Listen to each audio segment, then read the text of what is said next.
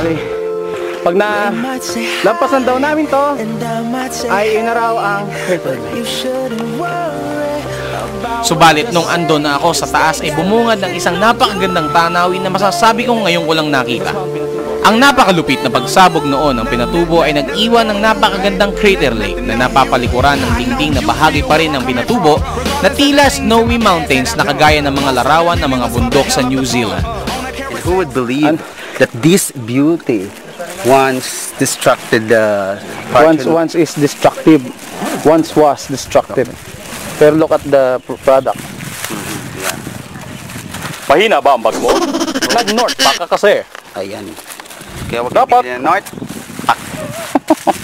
Wag. Mahalaga pang magdala ng isang plastic na kulay pula para sa inyong mga kamera, sapatos, at mga kikay-kit. Kanina kasi inaambon, may napagbigyan ng sumikat ng araw para mas kita ang ganda. Gandang araw, bossing. Wow!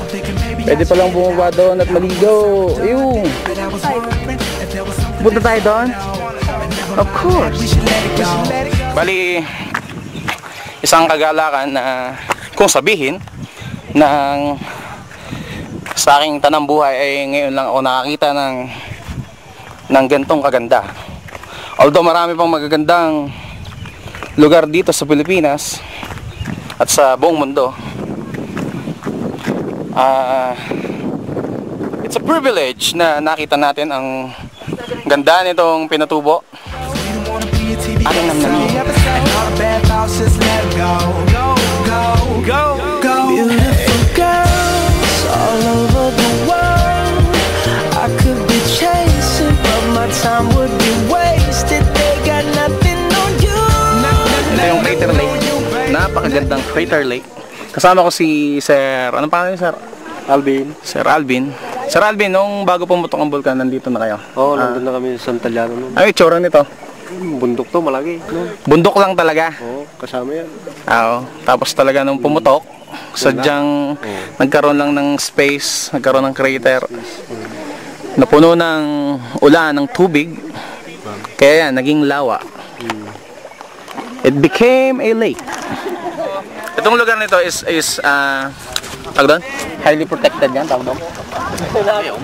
Protected ng gobyerno dahil sadyang napakasayang kung sasalaulain dahil napakaganda. Nakinig ko, itong kulay ng tubig nito is bluer when it's summertime na nagta-turn sa green pag gantong medyo maulan na. Siguro epekto rin ng sunlight sa at optical ko na, optical illusion na yun.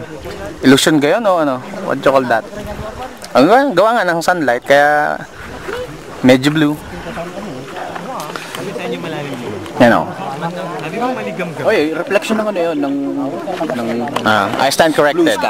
That's reflection. Pag summertime, it's bluer because of the blue sky. Dahil medyo makulimlim pag tag-ulan, yun yung natural na kulay na medyo green. Na ang posibilidad ay gawa siguro ng sulfur content or hindi ko lang alam. Tapos, ang sabi noon, nung nagdo-document na yun, ito raw side na to, ang kabilang ito ay Porac, Pampanga. Tapos yung side na yun, excuse me, is Zambales. Tapos itong side na ito is Marikina. Hindi, joke lang. Anong side to, sir? Ano? Pangasinan. Pangasinan? Okay. At itong side na to, Pogi.